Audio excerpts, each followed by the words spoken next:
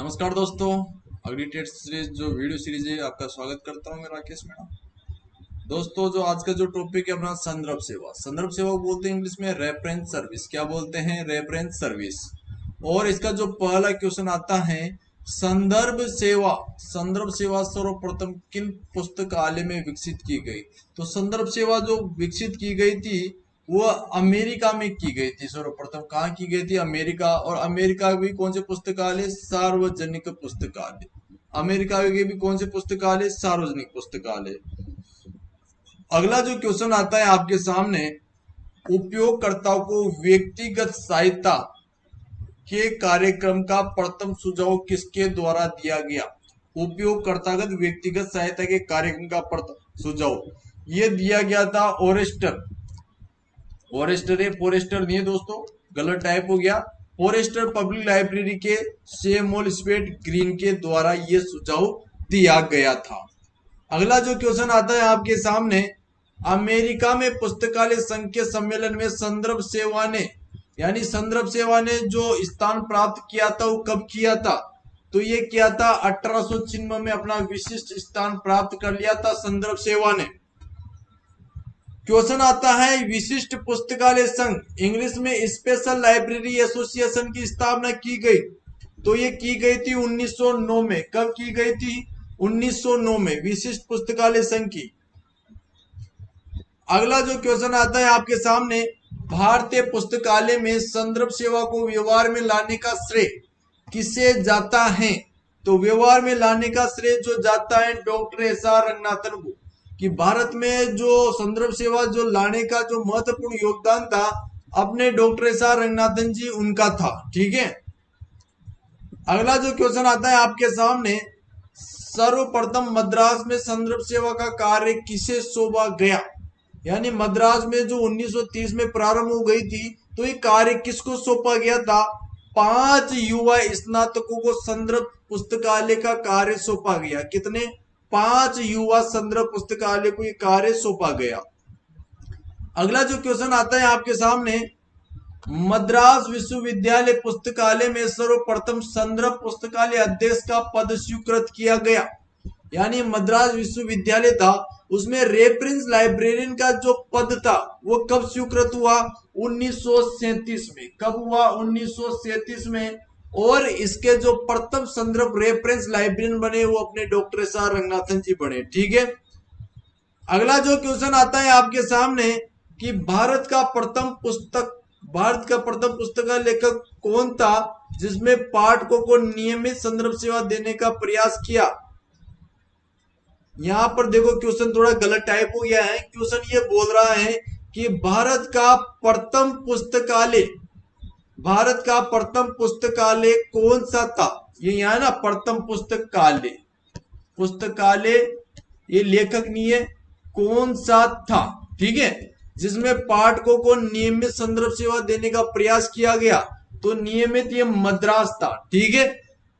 अगला जो क्वेश्चन आता है, संदर्भ शब्द की उत्पत्ति। तो संदर्भ शब्द की जो उत्पत्ति हुई है ये संस्कृत भाषा की जो द्रव धातु से उत्पत्ति हुई है और जिसका अर्थ होता है बुनना या बांधना। क्या होता है? बुनना या बांधना। अगला जो क्वेश्चन आता है, यह अध्ययन शोध हेतु ग्रंथालय की पाठ्य सामग्री की व्याख्या करने के लिए प्रदान की गई है। प्रत्येक संवेदना पूर्ण अनौपचारिक व्यक्तिगत सहायता है। यह परिभाषा किसके द्वारा दी गई? तो यह परिभाषा दी गई है जेम्स आइवायर के द्वारा। किसके द्वारा? जेम्स आइवायर के द्वारा। अगला जो क्वेश्चन आता है वेरी वेरी इंपोर्टेंट है और क्वेश्चन है, व्यक्तिगत सेवा द्वारा पाठक एवं ग्रंथ। ठीक है। पाठक और ग्रंथ के बीच जो संपर्क स्थापित कराया जाता है वह संदर्भ सेवा कहलाती है। यह परिभाषा किसके द्वारा दी गई? कब व्यक्तिगत सेवा में पाठक और ग्रंथ के बीच संपर्क स्थापित कराया जाता है वो क्या कहलाती है? संदर्भ सेवा कहलाती है। तो यह परिभाषा किसने दी? Doctor SR. रंगनाथन। अभी सेकंड ग्रेड का एग्जाम हुआ था उसमें भी ये पूछा गया है। क्वेश्चन आता है अगला, ये भी वेरी वेरी इंपोर्टेंट है।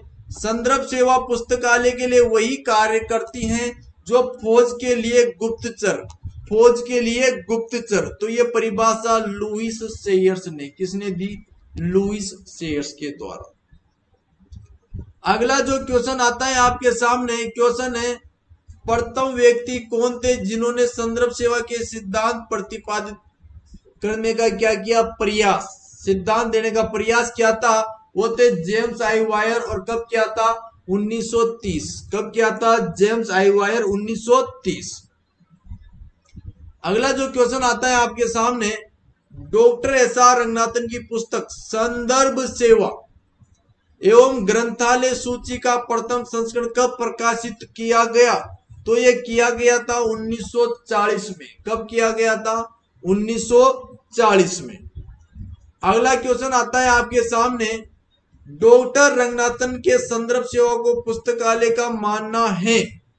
ठीक है, तो जो डॉक्टर रंगनाथन ने जो संदर्भ सेवा होती है उसे पुस्तकालय में क्या माना जाता है?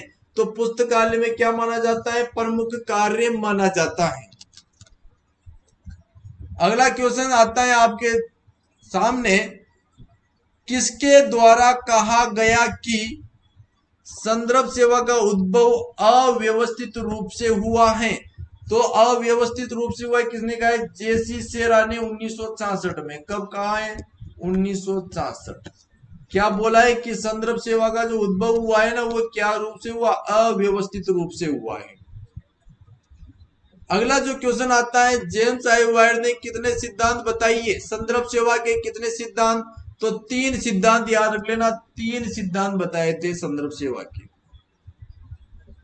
अब 3 सिद्धांत कौन कौन से थे? संदर्भ सेवा के 3 सिद्धांत की बारीक बात करेंगे तो ये सिद्धांत आते एग्जाम में पूछे जाते हैं। पहला सिद्धांत अनुदार का सिद्धांत, दूसरा उद्धार सिद्धांत, तीसरा माध्यमिक। अनुदार, उद्धार और माध्यमिक सिद्धांत, 3 सिद्धांत किसके द्वारा दिए गए? ये जेम्स आइवायर के द्वारा दिए गए थे।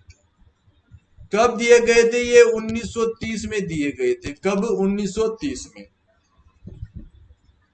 अगला जो क्वेश्चन आता है आपके सामने, जेम्स आइवायर के किस सिद्धांत का उद्देश्य पाठकों को मांगने पर पुस्तक देना एवं जितना संभव हो पुस्तकों को उपभोक्ताओं से दूर रखना?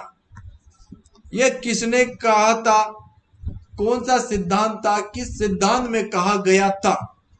यह अनुदार सिद्धांत में, यानी कंजर्वेटिव।